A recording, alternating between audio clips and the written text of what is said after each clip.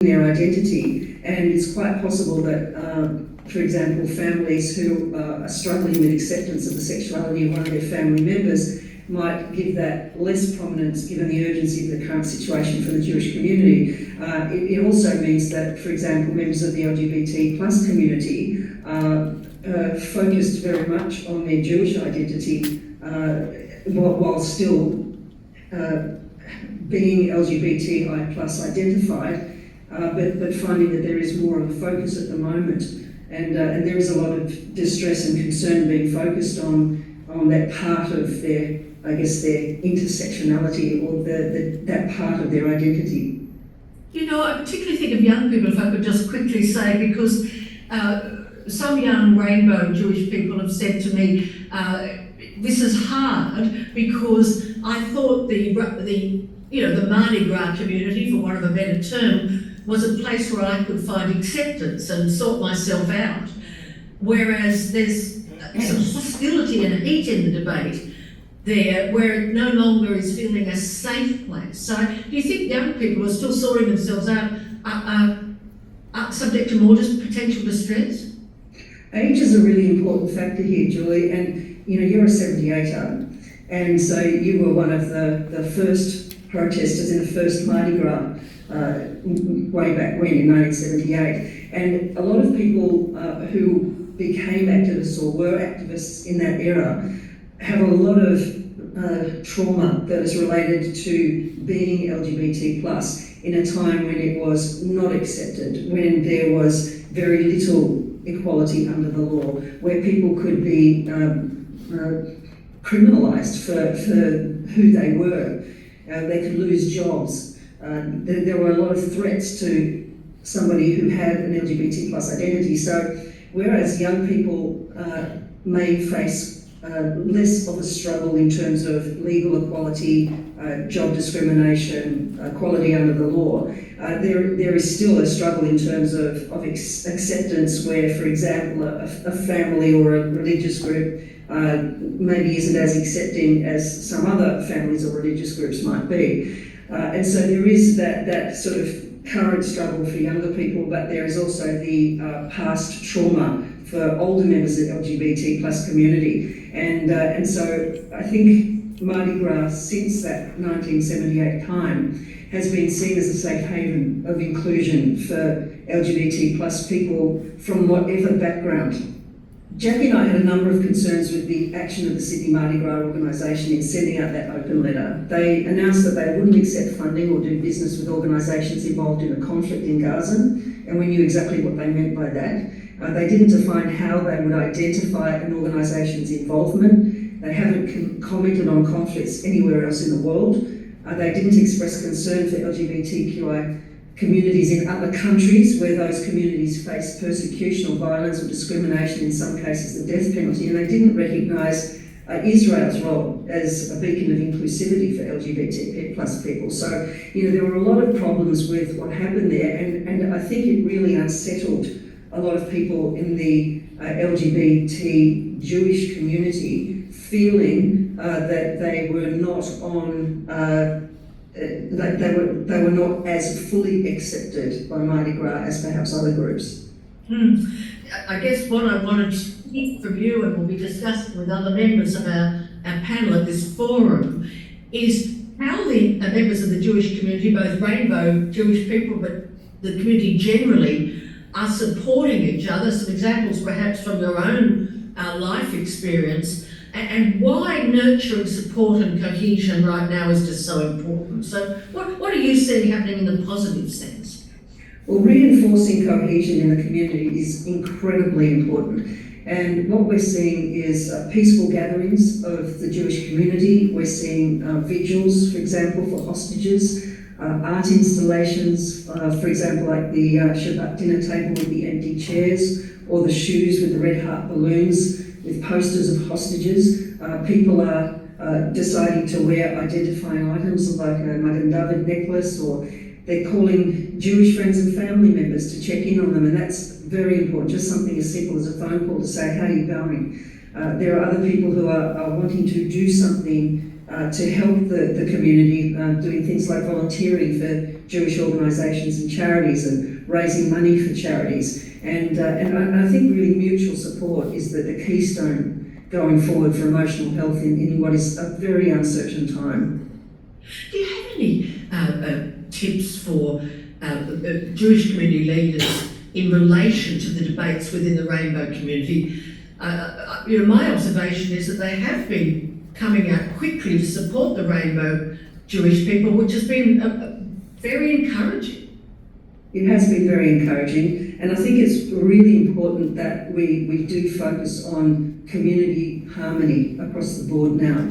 And I'd really like to see faith community leaders and community leaders everywhere encouraging harmony in the Australian community. And there'll also need to be a strong signal from governments that they won't tolerate hate speech, for example, in a spirit of support and understanding of what a difficult time it is for the Jewish community. And I think it's important for people of all religions to reach out to their Jewish friends and colleagues and acknowledge that this is a difficult time for us.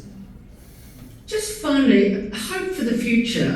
I certainly know many Jewish people who might be connected with in sort of interfaith groups or trips to Israel, which I've done a couple of times with mixed faith groups, and who've done so much for sort of a multicultural and multi-faith peace building, if I can put it that way, who are so disappointed by insufficient speaking out by some parts of the non-Jewish community. And you ultimately hopeful that we will be able to sustain positive relationships between the Jewish community and in a multi-faith, multicultural and multi-identity Australia?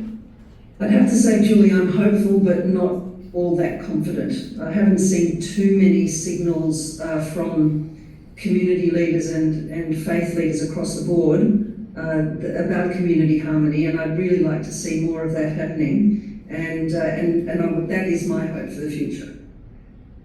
Dr. Karen Brooks, thank you so much for joining us for this forum, and we're looking forward to having further discussions with you. Thank you. Thank you.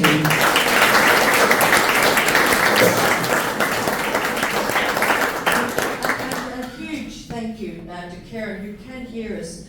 What we'd like to do is now just show you three quick examples of the advertisements that are happening in the United States. So Kathy's just going to play them for us, and I won't say anything.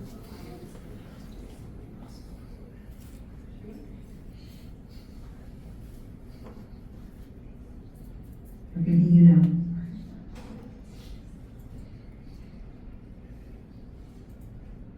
I can't hear the room. Thanks, Karen. I can't hear the room.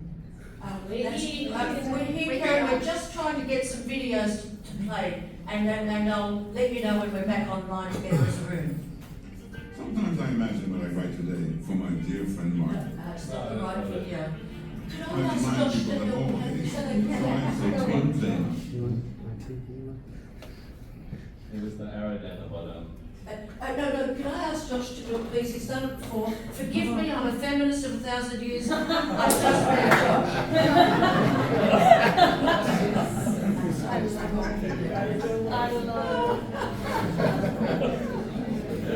I apologise, but I need him, okay?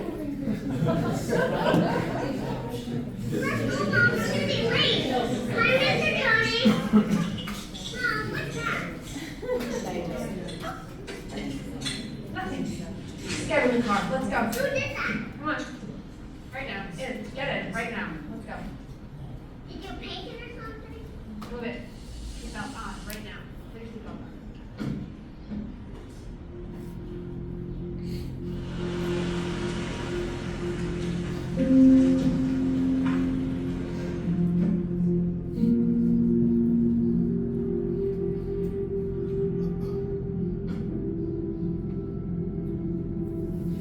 Hi, Mr.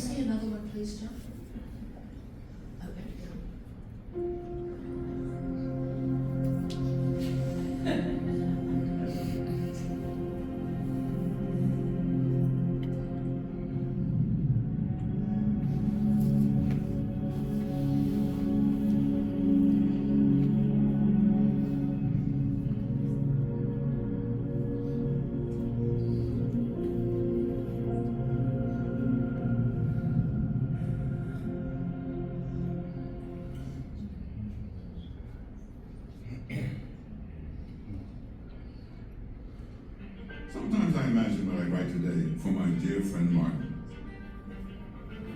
I remind people that all hate thrives on one thing: silence. The people who will change the nation are those who speak out, who refuse to be bystanders, who raise their voices against injustice. When we stand up to silence, we stand up to all hate.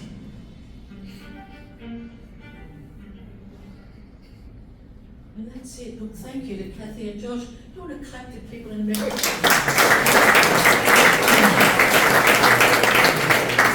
I just ask you to put your hands up if you've seen those ads before?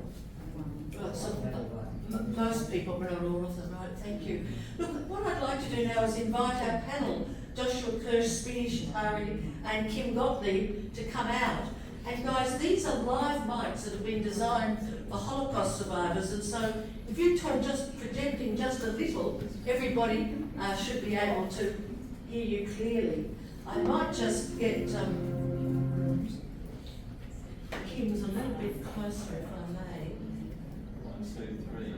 Yeah, just think out. 1, 2, 3. That work? When it's talking time, I'll let you know. There are other people who've been on those tours in this room today, and I guess why I was interested to show you, and hi, Karen is now up on our screen.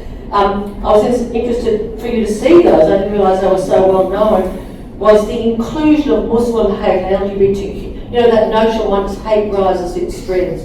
Look, that's enough for me. I'll give you a full introduction each time I bring the person in, and I want to start with Speedy Shatari, and Speedy is the General Manager of a number of programs with a group called Stand Up, which is a Jewish social justice organisation. She also helped set up, Josh was involved. They! Yes, and what were we going to do? You're going to stamp your feet. That was Julie's idea, not mine. No, if I get any pronouns wrong tonight, I want the panel stamped, except Kim, who's recently had a broken leg. It's amazing. So stamp, they. Thank you. No, don't stand now. So Speedy also helped to set up with Josh and perhaps others a Jewish mentorship program for rainbow people, and you've just launched a Jewish youth group. So, I mean, highly involved. Before I get to the...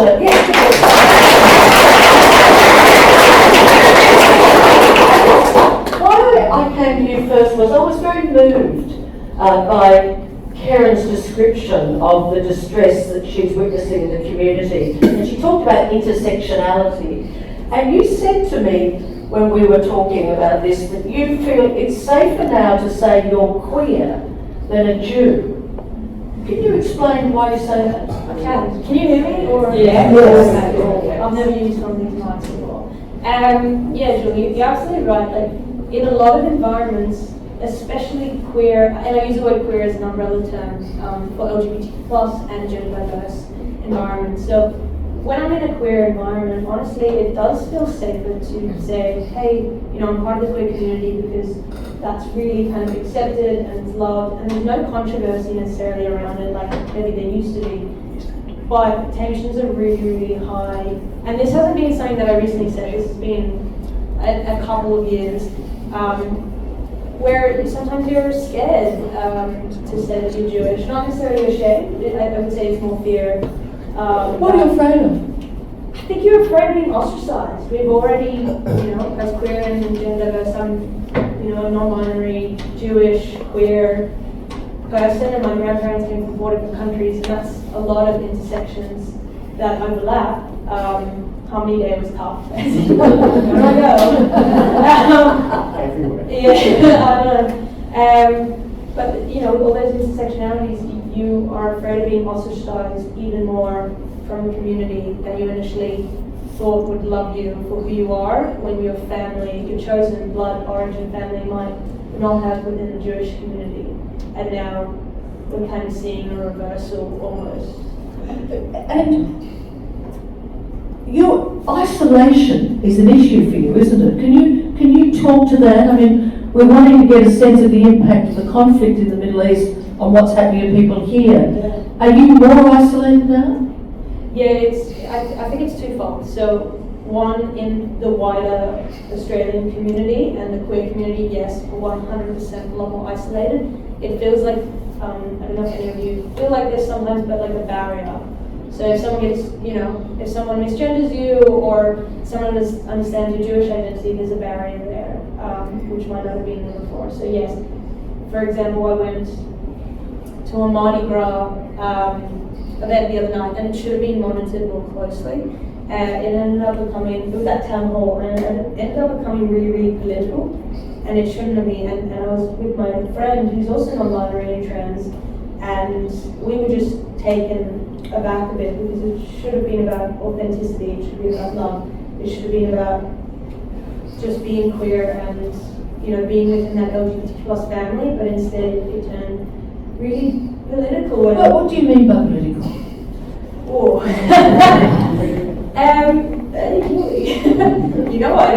I beat back around the bush.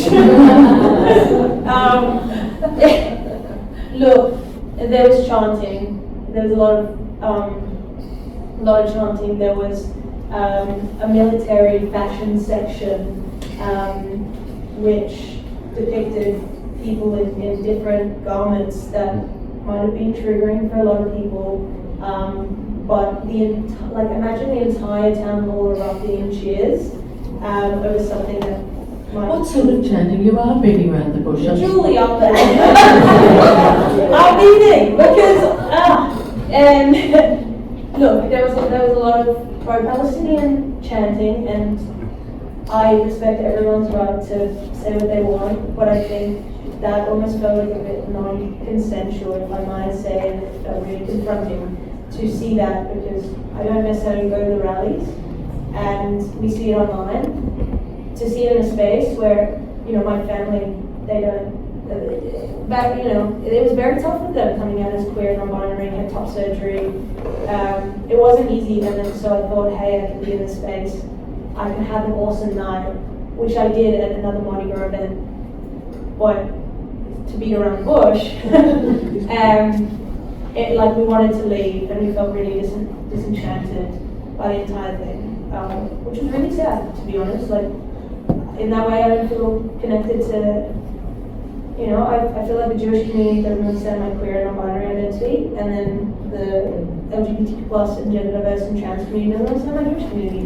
So it's like, what, in the Venn diagram, I have this tiny little space that I can exist in, and that's difficult, that's isolating. Yes, that's isolating. Yeah. I just want to say Speedy's involved with Speedy Speaking. Can you just explain what you do there? Because there may be people here who could invite you to speak around these issues within the Jewish community, but do you want to explain? So Speedy Speaking was born out of necessity, in the fact that I didn't feel,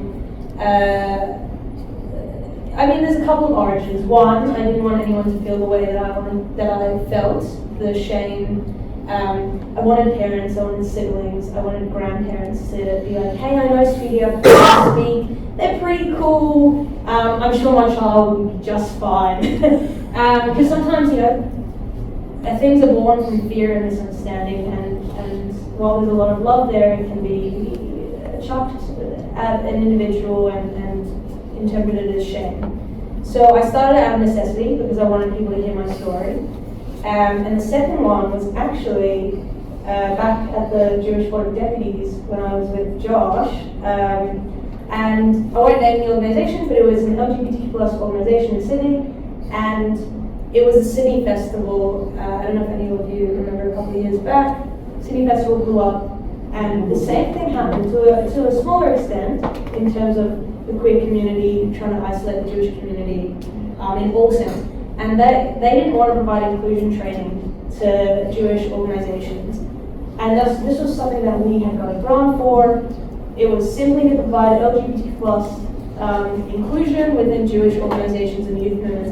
And they didn't want to provide it, so like everything, if no one else is going to do it, who will? So I was like, I'm going to do it. And it started, I was born from that, so yeah. Well, thank you so much.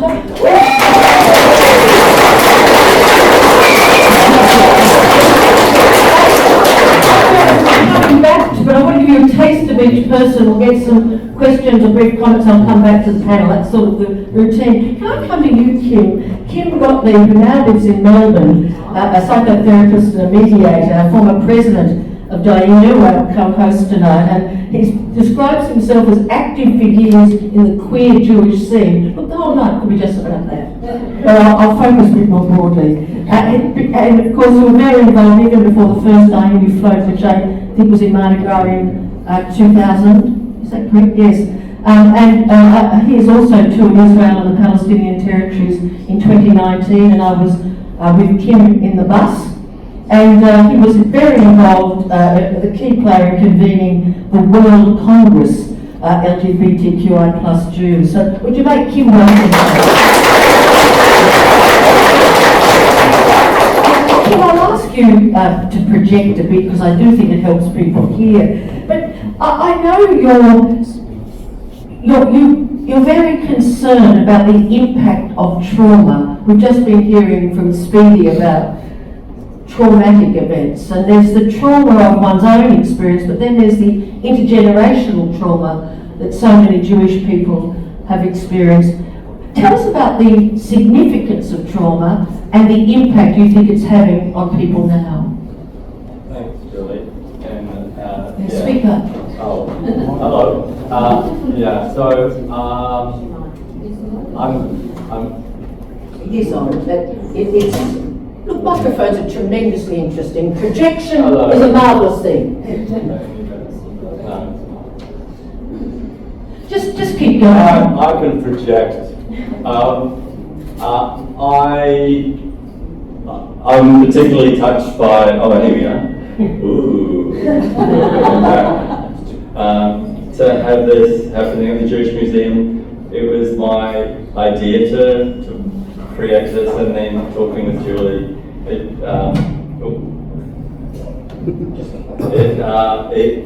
came to fruition, and to look out and see all of you here is an inspiration for the progress that happens over time.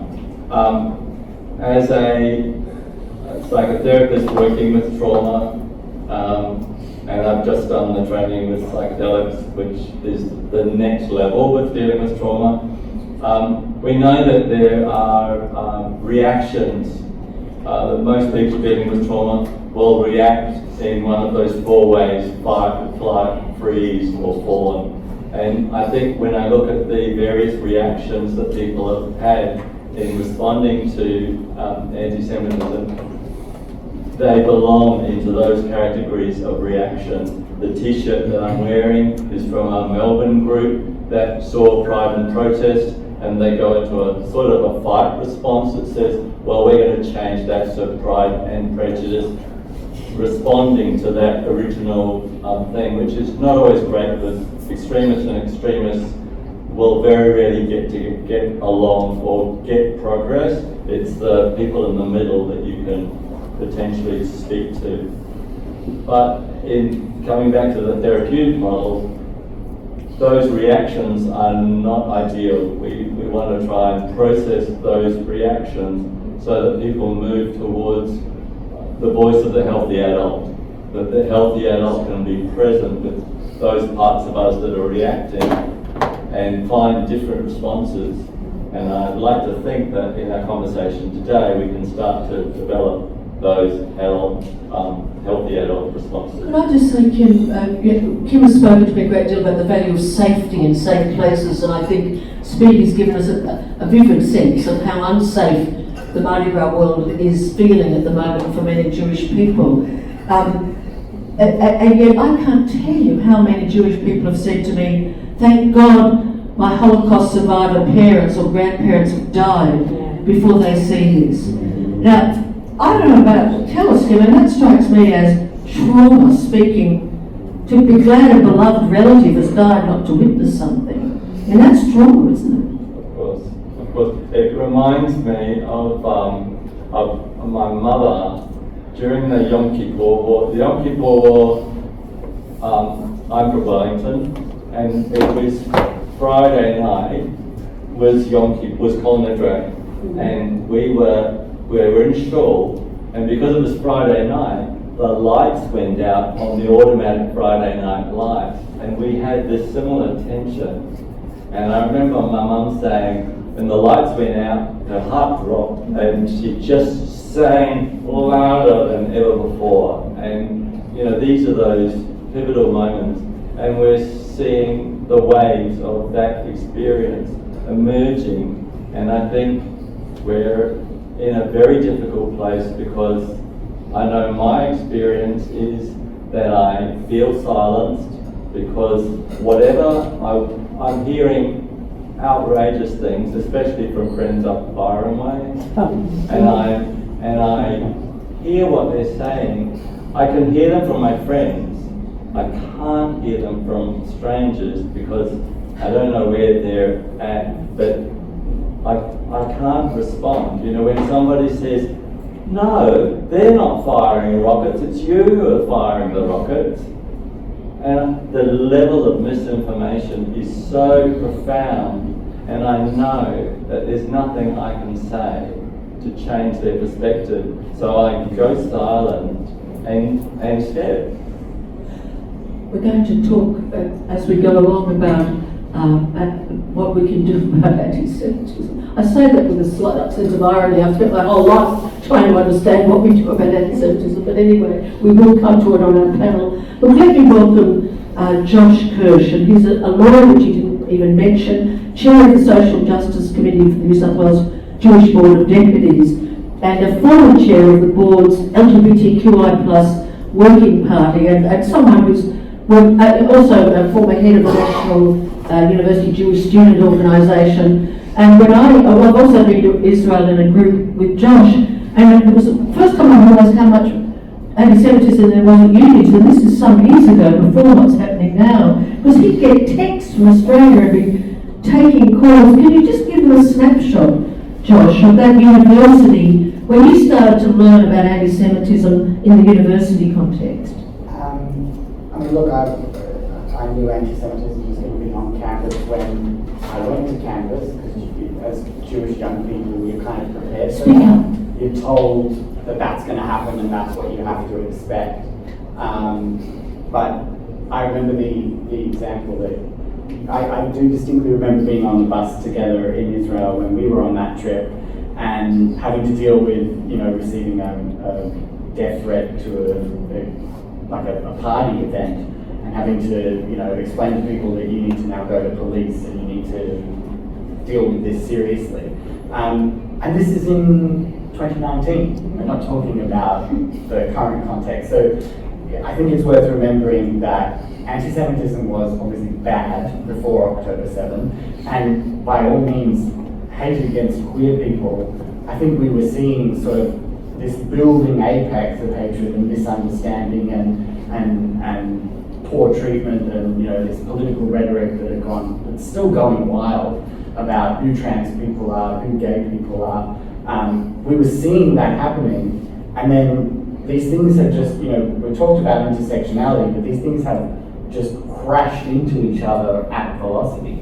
So I think it's important to remember that all of this didn't start on October 7th, and as queer Jewish people, we were already dealing with certain things that we didn't want to have to be dealing with before this all kicked off, and now to have to deal with all of it at the same time, and those spaces that we felt safe in disappearing, is just overwhelming. This issue of safe spaces comes up again and again. Just before I ask you some other questions, pride in protest has been mentioned. I'm a great believer in making sure people understand what we're talking about, so as neutrally as you can. Who is pride in protest?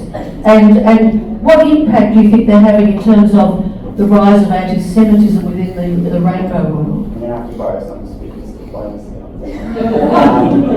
Speak up, So, you know, Mardi Gras is an organisation, like any organisation, has its own internal politics, and they've had a group that's been active within the organisation for many years called Pride in Protest, and they have a lot of strong views about who should and shouldn't be allowed to participate in the parade. You know, they've been calling for the police not to be allowed to march long before the events of the last week.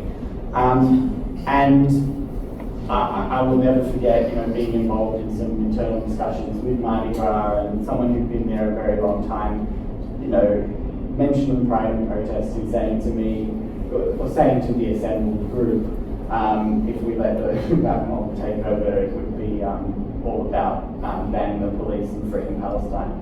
And that was 5 years ago again. So all of this has a history. And this is a group that I think, you mentioned my university background, I think it has, there's a lot of university style politics involved in a group like this.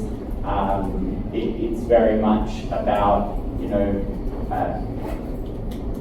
I can go in a different direction for 2 seconds. The debate the discussion that's been had this week about the inclusion of the police has kind of focused on two views of how Mardi Gras should be.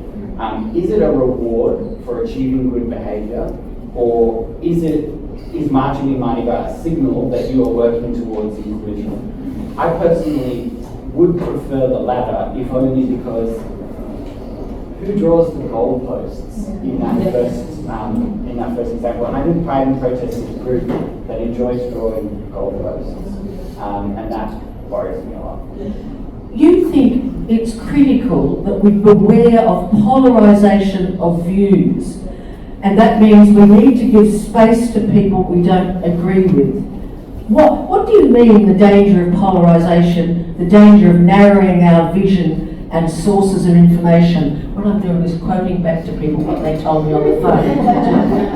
It's a unique experience. It's a unique experience, but tell us what, because you feel like quite strongly, and yet we're hearing about fear and isolation. Yeah, one of the things I've struggled most with in the last few months has been trying to get as many sources of information as possible. Because I can look at things critically. I think media literacy is really important. You can look at things critically, but I don't want to, I've heard from a number of people say to me, look, I've completely abandoned this newspaper or completely abandoned this television channel. I just can't watch them anymore. And when I ask them what they're watching, or listening to, or reading, it is often sources that historically have been deeply unfriendly to the queer community and have platformed people who, think there's some rampant epidemic of transing kids in schools or something.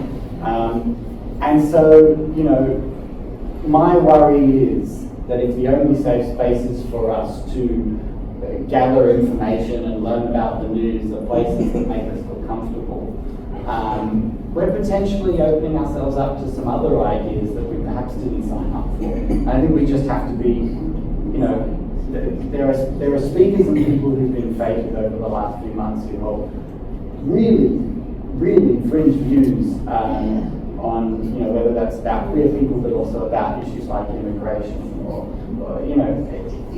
it's worrying because I don't think, none of us signed up for this. None of us signed up for the situation that we're in. But we're having to make decisions every day about what kind of media we consume and what kind of voices we listen to. And those choices are really hard. And I think if we lose sight of the big picture when we make them, this is going to end, hopefully. This situation is going to end, and we're going to have to look around and say, what am I listening to and what am I absorbing? And that's a challenge. But what's your fear? We're talking here predominantly to Jewish people and empathic allies, so why should we keep our viewing and reading wide and even have contact with people who we don't agree with, and still engage? You believe we've got to stand up and engage. Why? I think the moment that we stop engaging in forums or with voices that we don't necessarily tend to agree with, our perspective inevitably gets lost.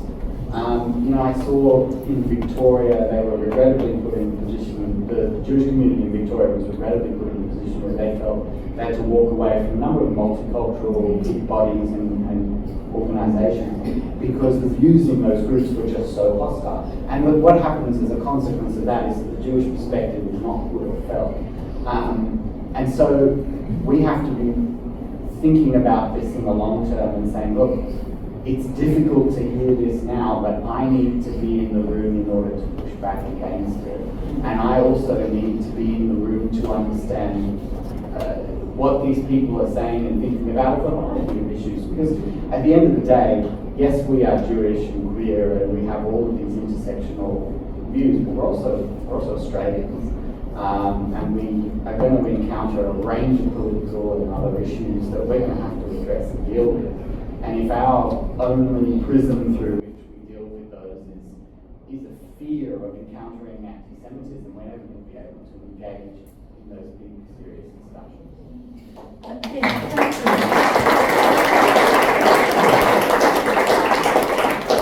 Karen, just before I go to the audience for the first time, I wanted to bring you in. Have you been able to hear the panel as we speak? You have. We can't hear you. Oh, can you unmute? You couldn't hear me nod. Welcome, and thank you so much for your interview earlier. Would you give her a round of applause?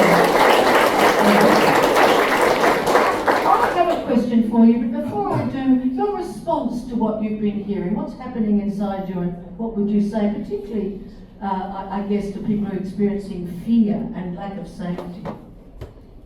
Well, first of all, I'd like to say thank you, Julie, for hosting this forum, because I think you're doing a wonderful job just putting some common sense into some of the arguments that are out there in the community, and also to Speedy and Kim and to Josh for providing their perspectives.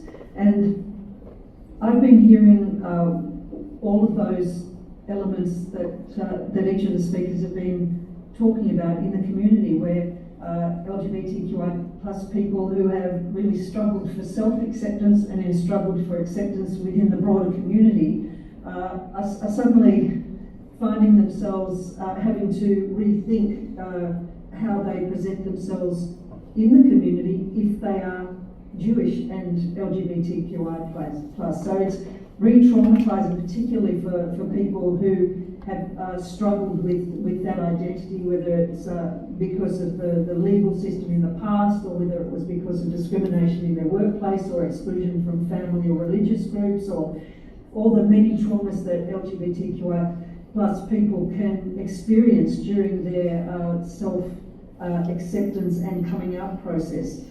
And you know, even though we do still have to use the words coming out, even though I'm hoping it one day becomes an unnecessary term, but it's still there.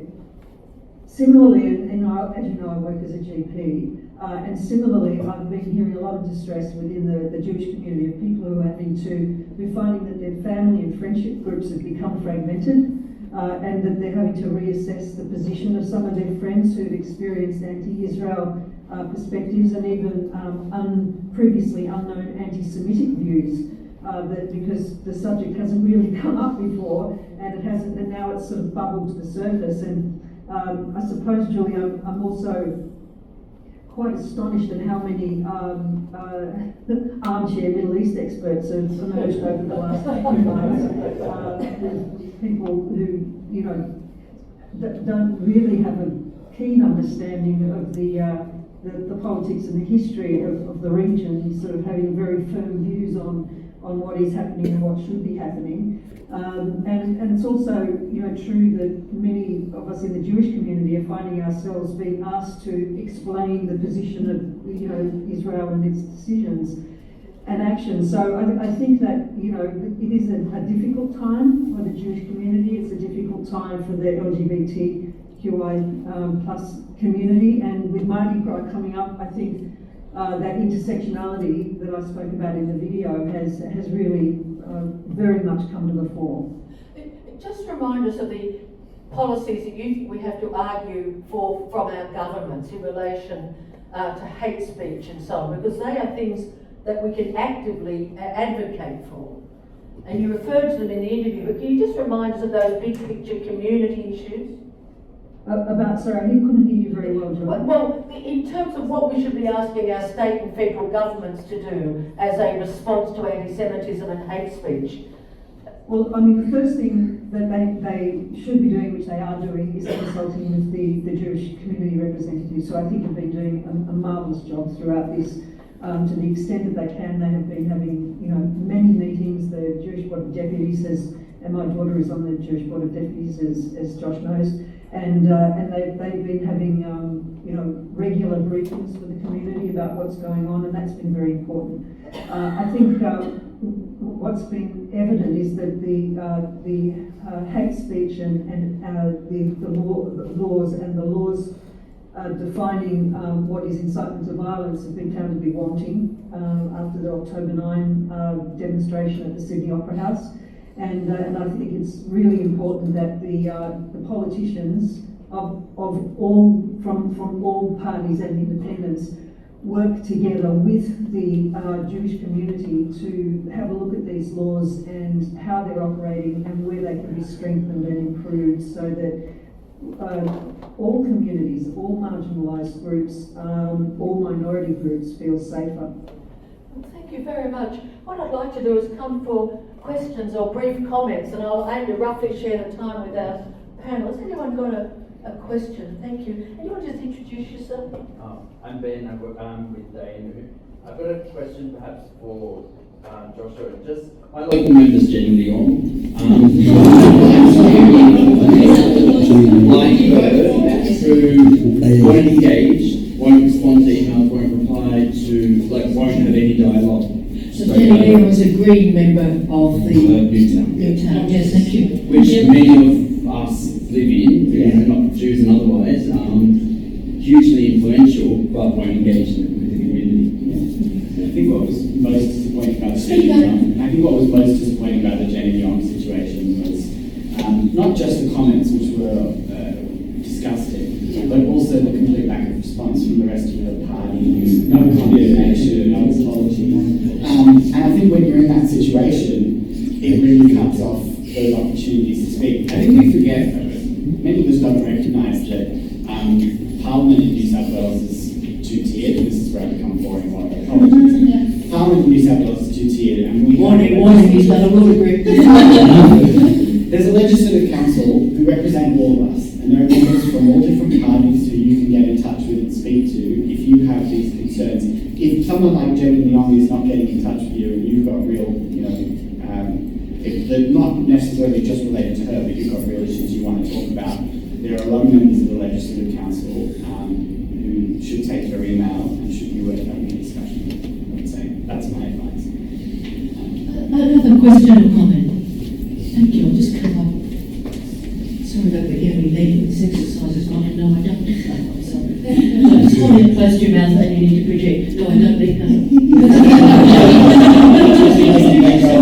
Hello, my name is Dr. Joseph Tolls. I am the Manager of Research in the most anti-Semitic faculty in the most anti-Semitic university in this country.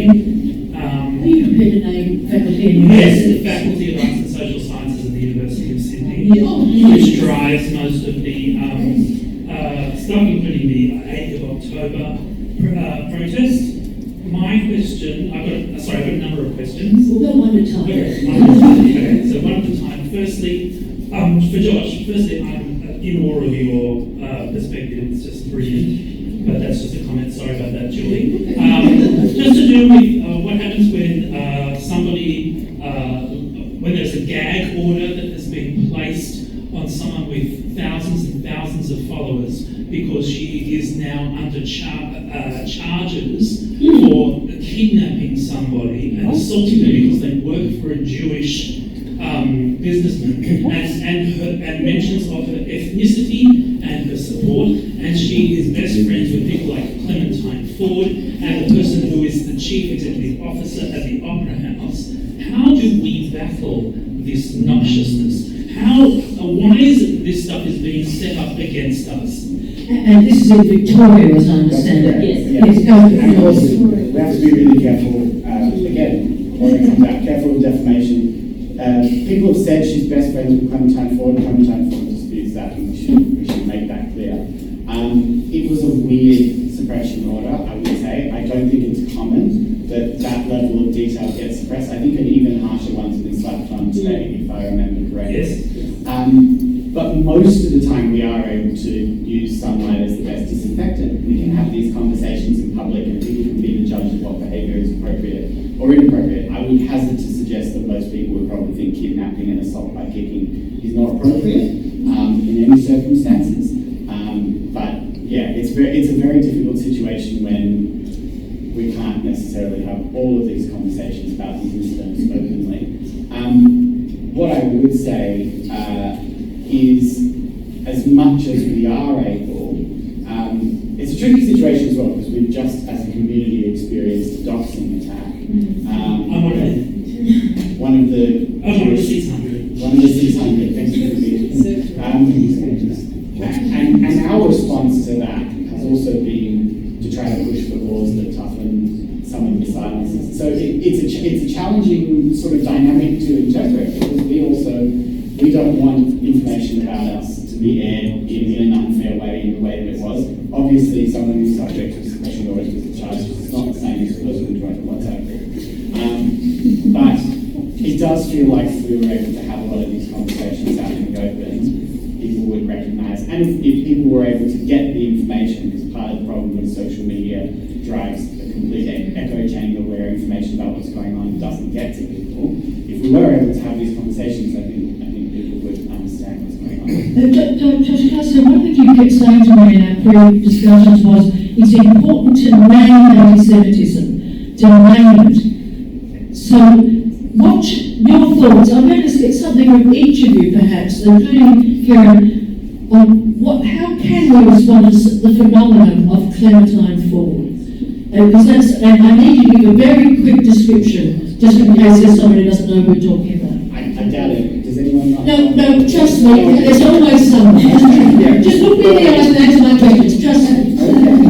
So, in a nutshell, who's Clementine Ford? Clementine Ford is a writer and activist on the left on many issues, and recently she's part of a group who released details about people like my friend on the back. So a very large number of people in the creative industries, correct. And many of whom are very traumatised by that experience, predominantly in Melbourne. Yeah, and they organised on WhatsApp, as anyone is entitled to do, and have discussions about what was going on. And some of those discussions were about Clementine Ford, because she has been vocal on these issues, and subsequently she felt entitled to spread their information about them, including their employers and their social media information, at which point they started receiving death threats and all sorts of horrible things. So I guess it's just indicative. But she keeps getting high-profile gigs at major arts festivals and speaking. Yeah. So her behaviour is not stopping her getting gigs. Karen, give us a tip. You're out there in the jungle of being a federal member and a deputy mayor of the council in Sydney. How do you think we respond to the challenges of individuals like Clementine Ford? It's a unique moment in history. I'd rather speak in general terms than individuals, but look, I think it's really important that we don't make personal attacks. I think it's really important. I mean, I spent 20 years fighting for marriage equality, and you know, it would have been very easy to sort of pick out individuals, but really it was a battle of ideas and issues, and over that period of time, you know, we managed to have 85 discriminatory federal laws overturned, and in ways that most of the LGBTQI plus community didn't even realise we were being discriminated against. And that ultimately led to the successful vote in 2017 in the Australian Parliament after that long battle. And the theme of this, and I've written about this in an upcoming memoir amongst other things, but the theme of this was about polite, persistent persuasion. And even in the face of personal attacks, even in the face of extreme views, I think it's really important to keep your focus on the issues and to make sure that what you're dealing with is the issue, deal in truth, speak honestly, but carefully. And I think that's playing the long game. It may not get you sort of hit you on, immediately, but I think it's important to tease out the emotion and go with the issue that is at hand, and address that as a matter of fact.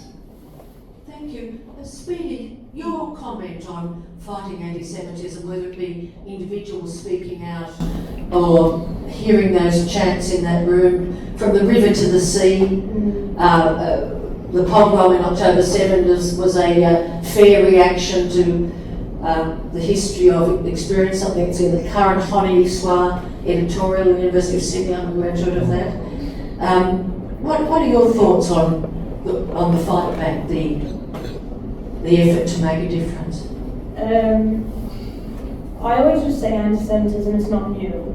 It's been around for a long time, and it suppresses itself and then it resurfaces sometimes a lot more. I believe in terms of anti-Semitic tropes or attacks, is it 700% more than last year during around this time? So that's a massive number. Look, sometimes it can feel futile and hopeless. I'm not going to sugarcoat it. When I was standing, in town hall and there were however many hundred people there, it seemed like I and my friend were the only people it affected. What was the event, by the way? Was it the launch of Mardi Gras? Holy, you're killing me. Yeah. You're going to get me cancelled. I'm going to skip over that one. Okay, no, I'll leave it then if you don't say. But I will say I went to an event a couple of days before, and that was phenomenal, and it was just fun, and it was exciting, and we thought we were safe, and so we thought we would go to the secondary event, and it just turned a bit sour. But going back to it, the way that I combat anti-Semitism personally is stories. Like I combat homophobia and transphobia, it's by sharing my own personal journey. And whenever I talk on a panel, like I was at King's Cross Library in the City of Sydney the other day, and I know Danny was there as well interpreting. And I mentioned, I always say, I'm a proud Jewish, non-binary, queer, trans-mask individual, and people listen because they're like, wow, we've been talking over you, not necessarily to you as a community, and they haven't, we're talking into social media one, we're screaming, like Josh said, it's an echo chamber, and what we need to do is have personal conversations. I do believe, if it gets us anywhere. But someone came up to me after and they were a sister girl. A sister girl is someone within usually a First Nations community who identifies as a woman, but might have been born in a male's body. It's a trans woman, essentially. And she came up to me and she said, Speedy, I hope you know that you're safe within, the community. And it was interesting at first, in my head I thought, thank you so much for welcoming me into my own community. that was me being a cynic. But the second, thought was, there's a lot more allies and there's a lot more people out there than we think who are on our side and who want us to have safe spaces. And, it feels like the majority because it is, but this will pass. This will calm down. I do believe, I don't think we'll ever forget it. But it will pass. And just like homophobia and transphobia within the Jewish community, it's something that we have to, like Josh and I created a mentorship program because of that. It was kind of an unspoken thing within the Jewish community. We accept you, but we're not going to talk about it. So what do? We got 10 grand and we started the first queer mentorship Jewish program in Australia to show and to demonstrate to other people in the Jewish community that it was okay to be queer and it was okay to be gay. And tell us about your new Rainbow Jewish Youth Group. Yes, that was designed, it's in conjunction between Stand Up and Jewish Care. And there was a grant given from the council, from Waverley Council, to create a safe Jewish space for young queer individuals. And interestingly, we've seen most of them have come because of October 7 and because they're now experiencing different things within school in terms of rhetoric around being Jewish and around being queer.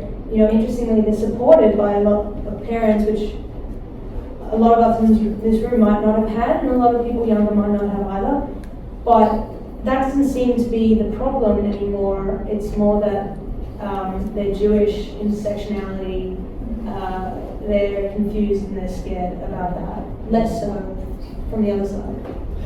Thank you so much, Lily. Can I come to you, Kim? Because we had a prior Zoom together, as one does these days, and the power of stories to change attitudes was something Josh, as well as Speedy, spoke to, but you weren't so sure that stories were enough. That's my memory. What are your thoughts then? Well, I think the first thing is that I'm really grateful for the Joshes and the Karens who will stand up at a political level and fight the good fight. I have, despite being President Blaney for many years, politics is not my thing. I'm more like the emotions and the other side of it, so the human side of it, and I think a lot of us don't feel so robust to explore from a political perspective. And so I was thinking, when you were talking that example of what happened for me in Byron, where my friends, my dear community of Radical Fairies is organising a dance party, and the trans voice, which is the very strong anti-Israel Palestinian voice, found out that one of the DJs that he was using had once played in Israel, and that was enough for them to absolutely go off. And so the DJ had to send an apology, a huge apology, and the event had to be turned into a pro-Palestinian fundraiser.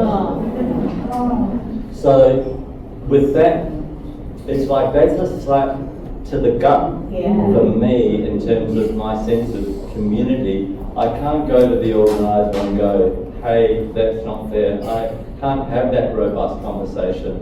I can talk to the individuals that I already have an established relationship with. I can't talk to the people I don't know. The people that I can speak to, I, on the one hand, am pleased and shocked to hear what they're informed by, but I know that what I say that refutes that is not landing anywhere. So the expert type people can talk to other people who may be willing to hear, but it's extremely distressing to know that I feel like I have to bunker down that what I do is develop research, but I ask more people, mainly on the Jewish side, more questions, and I get more information. But in the background, I think what's palpable is a lot of us feeling frightened and immobilized. And I'm really sorry because I don't have the capacity to jump up and say, I'm going to have a meeting with some important person who's going to hear me out. Can I just say thank you so much, Kim, for that very honest and frank remarks. But I just have to challenge you slightly on you not being robust. It's something like 3 weeks since this gentleman, on his electric scooter, broke his upper thigh. He's had major surgery. He doesn't appear to have a walking stick. I'm very close to a walking stick. But I really do want to commend you on making it up here tonight for this. Would you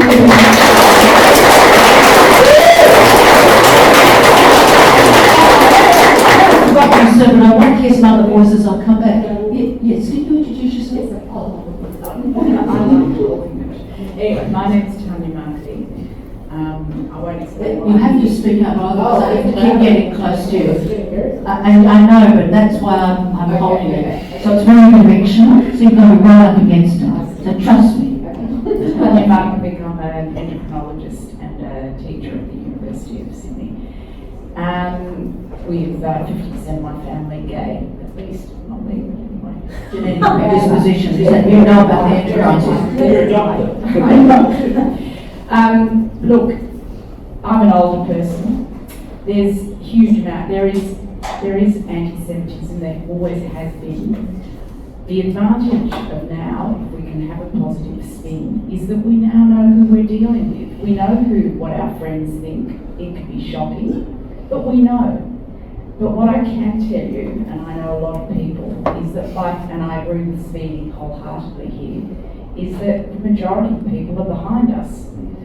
It's these political left, I'm fairly right wing, so I feel very, very happy about this. It's these idiotic left wing that have a clue who, I don't know who's funding them. They say the Arabs are funding them, I don't know, Russia, I don't know who's funding them. But they're a minority, thank goodness. And they really are. I think it's really important you realise this, and I think it's important you see people who you're dealing with and who you want to be with and who you There's no don't. anti-Semitism from the right. No, hold on. Respect. I'll get the other view. Please, I want the other view, but don't shout at each other. It's respect here. No, please have your comment if I may come to you. No, have your view. I'll just hold. You might just introduce yourself and say what you're feeling. Hi, I'm Danny. Look, I've been saying for a while now that anti-Semitism is the hands across the water point for the left and the right, okay? They can all agree they hate us, but basically... there is... I'm Jewish, what do you expect? No, respect. Look, yeah, that's all I'm going to say. There's plenty of anti-Semitism on the right as well as on the left. Yes. Can I just say, I have an elderly friend who was in the Warsaw Ghetto, and you would know that in this audience. I'm wearing her ring around my neck. I was a second daughter to her. And I used to visit her at Montefiore, where everybody had a walking pram, and the rabbi would come and talk, and they would constantly interrupt the rabbi. Everybody was shouting at the rabbi, so I do know what you mean. But I'm trying to facilitate a, you understand. Do you mind if I just jump in on that? Because I think something you touched on kind of goes back to what I was saying before, is we may see anti-Semitism right now in specific places and be avoiding those places, but at a certain point we're going to have to engage with the people on the left again in a sensible way. And I would remind you as well, the Prime Minister and the Premier of the state are both elected by Labor, and we have constructive relationships with them.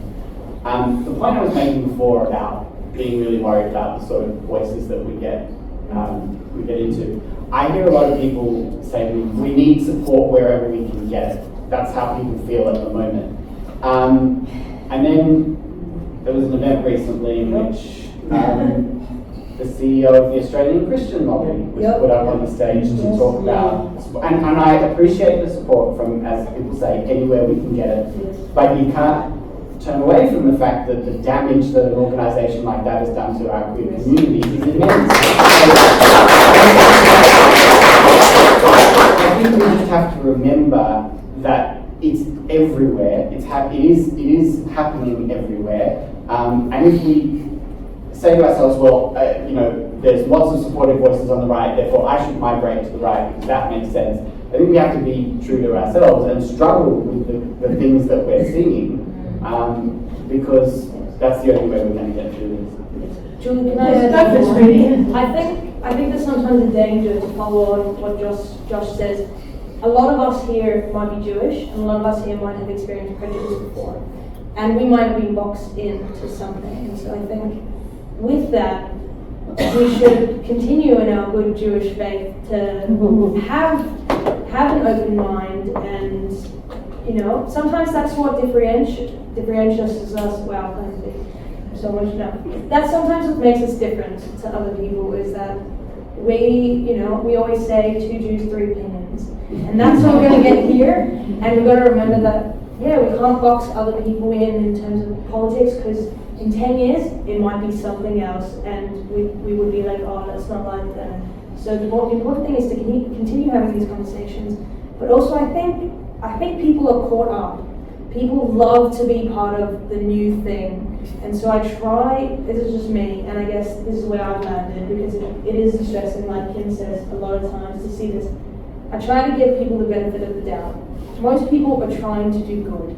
It's maybe not being received by us in that way, but I try to give people the benefit of the doubt, and that they have good intentions, and people are caught up, and there's high emotions and they're seeing something and they're not seeing the Jewish side and they're in the echo chambers. And I think Julia mentioned this. I ran into an old university friend at the library, and she had a really honest conversation with me, and I actually really appreciated it. She said, "Hey, sweetie, I just wanted to apologize. I actually unfollowed you because of the things that you were posting on Instagram." And her family comes from the Middle East area. And I said, "Yeah, like, I can understand that." And she says, "But I really wanted to refollow you because I like the work that you do in the inclusion and advocacy space." And that was the first time that I had a conversation face to face with someone, and I could see where she was coming from. I could see that, interestingly, she felt she was experiencing the same emotions that I and our Jewish community was feeling. And that's what I mean about the echo chamber of social media. People are caught up right now, and sometimes we have to remove ourselves from that as well and be like, they're humans. People are thinking they're doing the right thing. People are trying to do the right thing. Eventually things will die down, and we go insular. And sometimes that's a good thing, and sometimes it's not. And can I just follow on from that? Because what I'm hearing a lot is about polarities, and within process work theory, polarities, there's a lot of difficulty in polarities. You need to deepen into a place that's more essence-based. And I watched the Einstein and the Bomb on Netflix, and he was working as a pacifist activist in the beginning of the Nazi uprising, emergence. And he spoke to 10,000 people at the Royal Albert, but he spoke about the impact of these polarizing, strong political constructs that not on the basis of the polarities, but on the impact. And what he spoke about was the impact on civil liberties and the impact on tolerance. And I think it's as useful to, obviously there are these polarized conversations that need to be had, but I also think there's great value in helping us all to see that the current nature of the conversation is reducing our civil liberties and is undermining tolerance in the community, whichever side of the fence you're speaking from.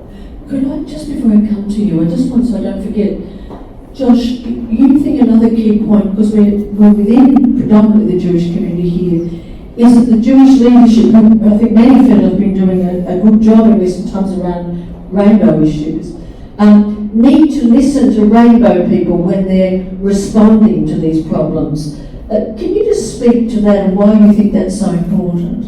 I wouldn't limit that to just sort of Jewish community leadership. I would say to everyone within our community who wants to know, what active allyship looks like. It's asking people who are affected by these issues how it makes them feel and how to respond to them. I can't tell you how many. I felt very spoken over in some respects about what happened at Mardi Gras, because I felt like there were people from within our community who were very well-meaning and want to respond to anti-Semitism and feel like, that's their patch, and absolutely, but got into this sort of space that perhaps we didn't need to be in if we'd had conversations more with queer Jewish people leading that discourse. And so, I think there's a sentiment across our community right now that if something happens, we all have to go out and respond to it and be united, and we should be united. But we should take advantage of the expertise that exists within our communities, rather than just sort of assuming that everything is a bit of a one-size-fits-all kind of approach. And can I just ask you, with the "we must be united,"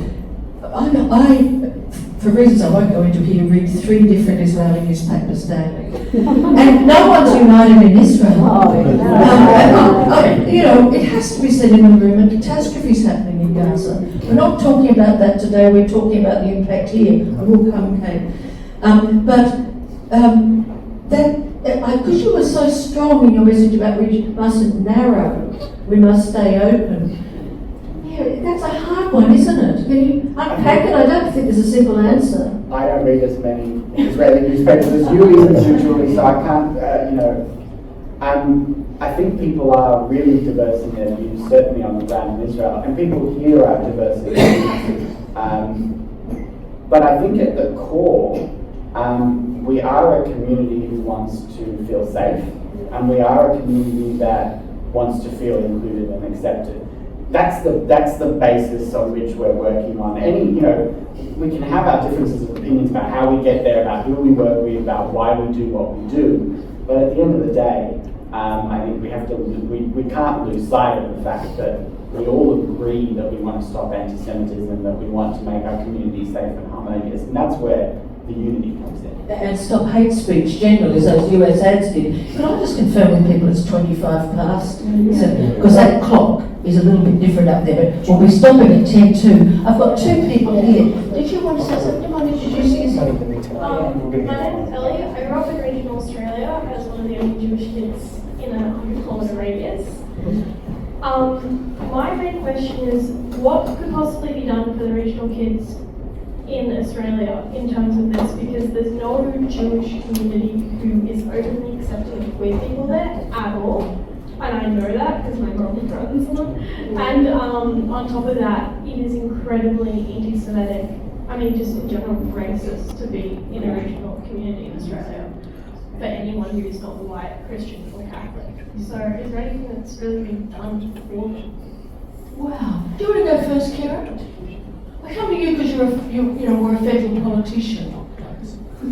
Do you want to take the question for me, Julie? Yes, so I'll say, and you tell me if I get it wrong, a young woman is here who grew up and comes from a rural area, and she's the only Jewish person there, the family there isn't a community speaking up, and plus the community is generally anti-Semitic, indeed generally racist in general. That was the nub of it. And is anyone doing anything for rural Jewish people, particularly the young?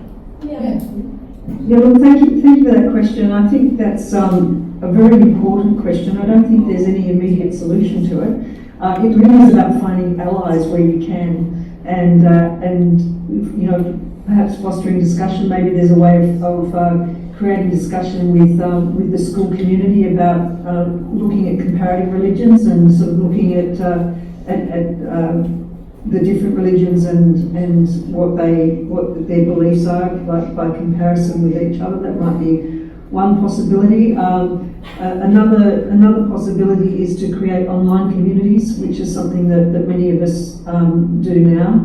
I know that Emmanuel Synagogue has Friday night services, which helps people which are online, which help people to connect with their community if they can't be there in person. And so that's a very progressive synagogue where rainbow people are welcome. Creating rituals, if you haven't got a Jewish community where you live, to be able to still engage in those rituals and feel part of the community is important. And so I think that, this is of course why smaller groups in the community, like the Jewish citizens of Australia, cluster in environments, where there are other people who you feel like. It's why people from regional areas back in the day who identified as LGBTQI came to the city and clustered in the city to be amongst people that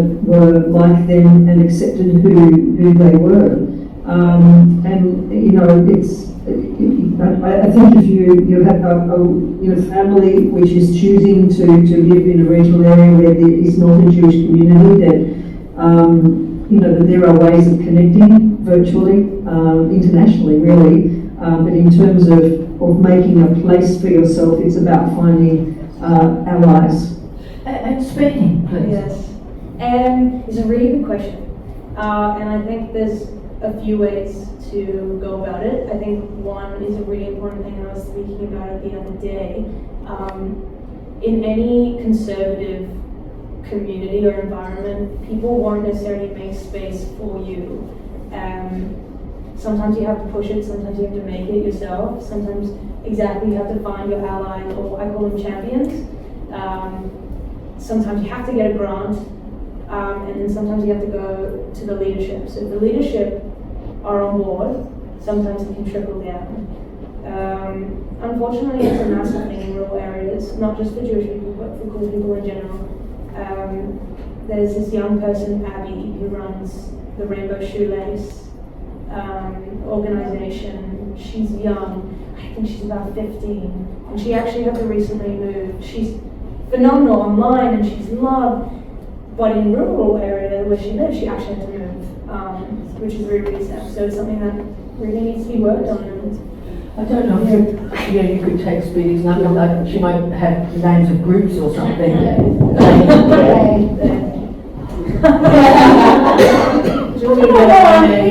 One day. I've got to find something. You do good MCing, so it's No, we've got to find some way I can do penance, even though I'm not Catholic, I need to do it. Kate, did you want to say something? Yes. Do you want to just introduce yourself? Oh, I'm Kate Rowe. I used to work with Tanya. I've been from obesity about 20 years ago. So look, I'm not Jewish. Actually, I was born Catholic, not Catholic anymore. So I've come here because this is more of a, I feel really not so certain. Like, so I think I'm like a lot of people. I'm intelligent. I think deeply. I've been a student of the Holocaust since I was 12 years old. I've continued to study it all the time. It just blows me away. But anyway, so I'm very respectful of people's cultures, whatever they are. So I'm like a lot of people who were absolutely appalled at what happened on October 7th. Absolutely gut-wrenching. And here we are, 2 months, is it? 2 months later. Oh, 3 months already, it's why it's been going on further. And I watch, you know, I watch the NBC, I'm not into commercial shit. If you could get to this specific. Yes, the point is, what I'm trying to say is that the anti-Semitism that I'm hearing here is just appalling me. That's just really, I'm glad I came to hear that. I think I'm a lot like a lot of people that are not anti-Semitic, yet I can't even watch the bombing and the killing anymore. I just can't do it. It's just killing me emotionally and spiritually to see Gaza just being absolutely, you know, it's so painful, and yet I get the pain that caused this. And so I'm stuck in the middle because I don't support what's going on, and yet I'm very respectful. You know, I'm in that, and I think there's a lot of people like that, and I'm praying tomorrow that there is no anti-Semitism, because for me it's not about anti-Semitism, it's about people killing each other. Yeah, I've got to get a reaction now, but thank you for that frankness. Can I come to you, Josh?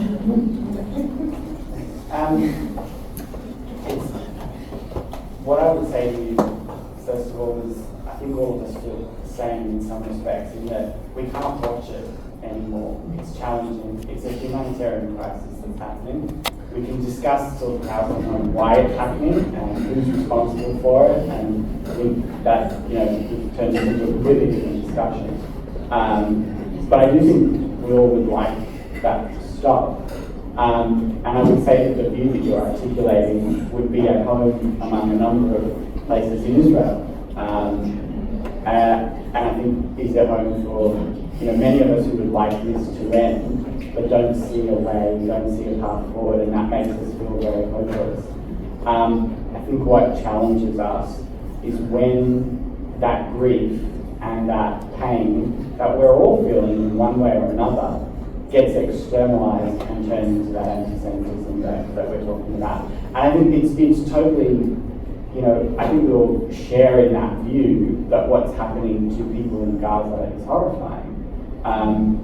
It's just, many of us who are Jewish don't feel safe to have that conversation even out in the wider world, because we feel like as Jewish people we get assigned blame for the grief that other people are feeling about this situation, which we didn't ask for and which we certainly haven't earned. So I think we think a lot of the time that things are unsafe to say or gonna hit wrong. I don't think what you said was controversial at all. We all feel that serious pain and confusion, and we'd all like it to end. But for as I said, for us as the Jewish community in Australia, it's being the target of that grief turning to anger that has been so challenging in the last 5 months. Thank you, George. I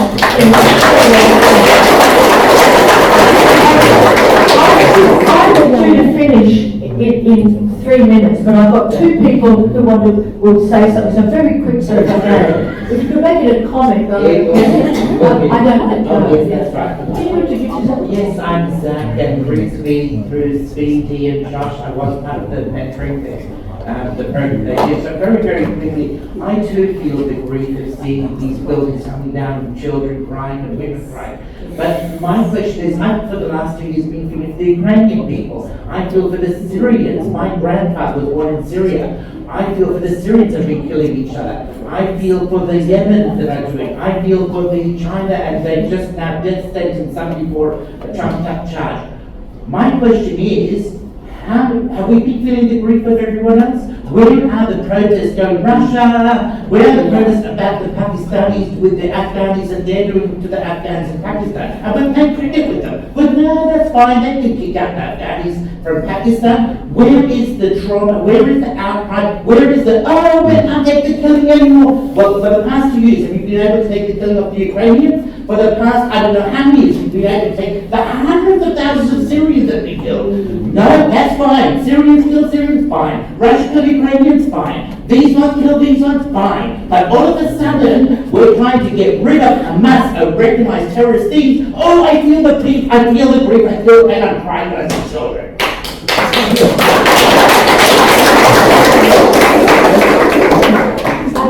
Thank you.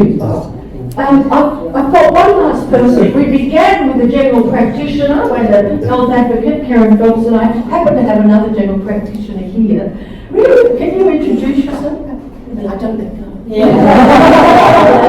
But I've got a lot of canulars from people like you. No pressure, Julie. Now, before I ask, let me explain. This is Dr. Karen Spielman, and I have interviewed her in the context of a Walper Jewish Hospital online discussion about the impact of events on the Jewish community and what we can do to handle trauma. So I haven't just randomly dragged this woman down the front, I promise. And I'm asking her, because we're really at the end now, is just 2 or 3 things you're taking away from what you've heard. Thank you. I do feel pressure. This is, and the point is that we all feel pressure, and this is such powerful, emotional, difficult stuff, and congratulations to the panel and to everybody who's come, because we as humans feel things all the time, and we can hold different truths. I know, Kim knows from his training, we hold contradictory parts of us all the time, and some days we can be powerful advocates for the community and stand up and speak to the Prime Minister and have ourselves heard, and some days we're terrified and we're carrying our intergenerational trauma, and all we want to do is for it to all go away. And during this whole thing, we've got this awful, the awful image which I can't get out of my head of these hostages underground. Yeah. And we have that from day to day, and we're fearful and we're traumatized, and we don't know how to solve it. And we have to look after each other. Yeah. And what we were talking about before about how trauma impacts us, we will get through it, I hope and pray. And I have Holocaust survivor family members who tell me to look after myself and be okay. And we'll get through it. And the strength of that is just extraordinary. And we do know, as we said in our conversation before, we do know how to get through it. We reach out to each other. We have conversations, and we're individual, and we connect, and we sleep well, and we eat well, and we take breaks. Exercise. And we exercise, and we do all the healthy Latin butter stuff. Because that's all we can do. We can only do what we can only do, and we just hope and pray that things get better. Thank you, Karen. I know I put pressure on you, but look, she delivered. I knew she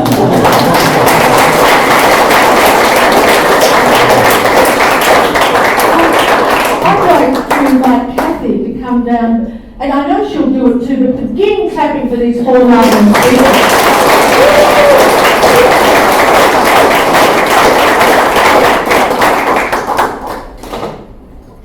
Thank you very much, everyone, for being here with us this evening at the Sydney Jewish Museum. My name's Kathy Bakich, and I'm the Head of Community Engagement here. It's been wonderful. Thank you, Julie, and thank you to Karen, thank you to Kim, to Josh, and to Speedy. It's been a really interesting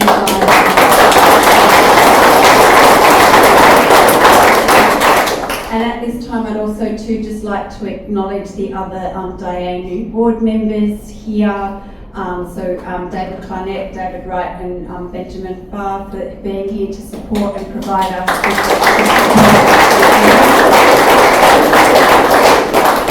Some of you may know here at the Sydney Jewish Museum, we're in the process of undergoing an exciting development and transformation. And at this point in time, in 2027, we hope to reopen the museum and have another museum that sits alongside the Holocaust Museum, which will be known as the Museum of Jewish Life and Tolerance. And I think for me this evening, what's really resonated with me is the importance of what we can take from our Holocaust exhibitions here and our extraordinary Holocaust survivors who are still here with us.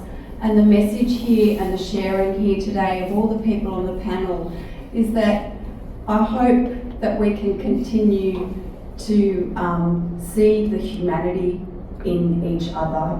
And I think tonight has really driven that home. It's really important that we do see the humanity in all of us, and that's how we can work towards a society where we can have healthy dialogue, healthy debate, differences of opinion, but that we actually have the respect for each other as human beings. So thank you so much for being here, and please come to the museum if you haven't been here for a very long time or you haven't been here at all, and please come and visit our museum.